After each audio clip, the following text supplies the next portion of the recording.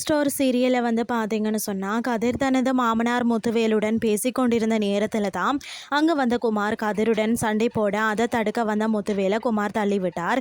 இதனால் அவருக்கு தலையில் அடிபட்டு மருத்துவமனையில் அனுமதிக்கும் நிலை ஏற்பட்டது.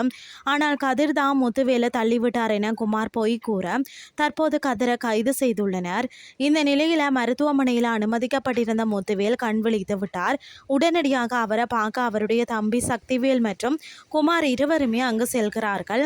அப்போது கதிர் கைது செய்யப்பட்டு சிறையில் இருக்கக்கூடிய விஷயத்தை சக்திவேல் கூற தன்னை தள்ளிவிட்டது கதிர் இல்ல குமார் என்கின்ற உண்மையை சொல்ல முத்துவேல் முயற்சி செய்கிறார். ஆனால் அவர் சொல்வது யாருக்குமே புரியவில்லை. இதன்பின் யாரும் இல்லாத சமயத்தில் முத்துவேல் இருக்கும் இடத்திற்கு குமார் வருகிறார். பெரியப்பா உயிரோடு இருந்தால் எல்லா உண்மையையும் கூறிவிடுவார். அதற்கு பிறகு நான் தான் சிறைக்கு செல்லணும் என்றதால தனது பெரியப்பா என்று கூட பார்க்காமல் அவரை கொலை செய்ய முயற்சி செய்கிறார். மருத்துவமனையில் முத்துவேலுக்காக வைக்கப்பட்டுள்ள ஆக்சிஜனை எடுத்து விடுகிறார் குமார். அந்த சமயத்தில் குமாரின் தந்தை சக்திவேல் அங்கு வர என்ன செய்வது என்று தெரியாமல் விழி பிதுங்கி போய் நிற்கிறார் குமார்.